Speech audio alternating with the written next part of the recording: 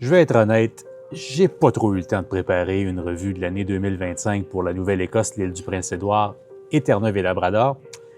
Ça fait que je vais demander un coup de pouce à l'intelligence artificielle. Voyons voir quel a été l'événement marquant de 2025 en Nouvelle-Écosse. L'IA me répond « Ah oui, le 70e Festival acadien de Clare, c'est vrai. Notre ami virtuel mérite un bon point pour ça. » Mais sans diminuer l'importance de cet événement, on s'entend qu'il s'est passé plein d'autres choses cette année en Nouvelle-Écosse. Le premier ministre Tim Houston qui a levé des moratoires environnementaux de longue date, notamment sur l'uranium, dans l'espoir de relancer l'industrie minière. Tim Houston qui a aussi promis de faire de la Nouvelle-Écosse une superpuissance éolienne et qui s'est même approprié le ministère de l'Énergie.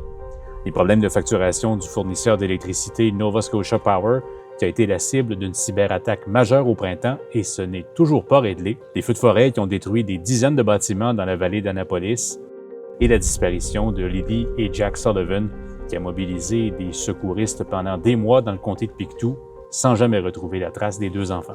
OK, voyons si j'ai plus de chance à l'île du Prince-Édouard. La fête nationale de l'Acadie à Charlottetown. Ah oui, c'est vrai. Mais en même temps, sur la scène politique, il y a eu plusieurs rebondissements cette année. La province insulaire a connu 3 premiers ministres en 2025. Dennis King qui a démissionné en février pour devenir ambassadeur du Canada en Irlande. Rob Lance qui a dirigé la province jusqu'en décembre avant de démissionner à son tour pour briguer la direction permanente du Parti progressiste conservateur. Et finalement, Blois Thompson qui tient le fort jusqu'au congrès à la direction de son parti en février prochain. Ailleurs dans l'actualité, l'île du Prince-Édouard a aussi été frappée par 2 maladies parasitaires qui menacent ses productions d'huîtres, la dermo et la MSX. Et enfin, à Terre-Neuve et Labrador, que dit l'IA?